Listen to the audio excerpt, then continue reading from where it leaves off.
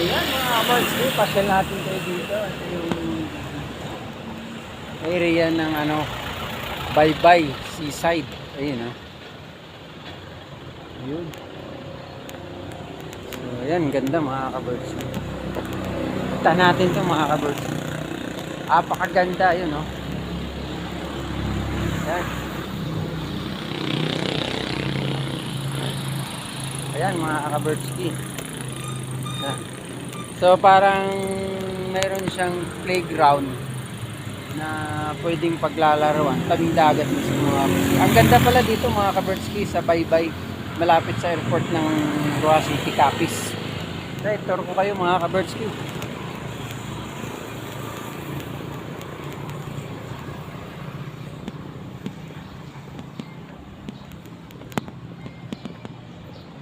So ito yung pinaka-park nila mga kabarski. Yan. So ang ganda dito mga kabirdski. Yan. Yan yung pinaka-park nila mga kabirdski Ang ganda Yan. So yan.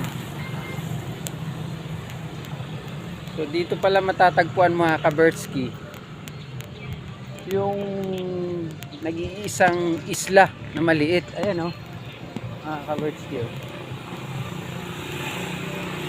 Yan. Yun yung nag-iisang isla mga kabirdski. Yan.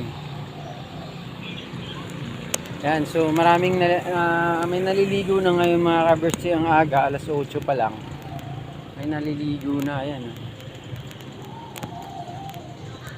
Yan. Ang ganda dito mga kabirdski. Yan. Kahabaan niya na yun mula doon puntang ganon. Yan. So ang cute mga kabarski, ang cute nito, nag-iisang isla lang ayun yan. So nag-iisang isla lang siya, malapit lang naman sa sa Baybay, sa pinaka dalampasigan. Ayan. So yan, so na-tour ko kayo ngayon mga kabirdski dito sa Baybay, malapit sa airport ng Roa City, Capiz. So maraming salamat sa inyo mga kabirdski shout out sa mga taga Roa City. Yan, so thank you so much mga kabirdski. Bye bye, see you next vlog mga kabirdski.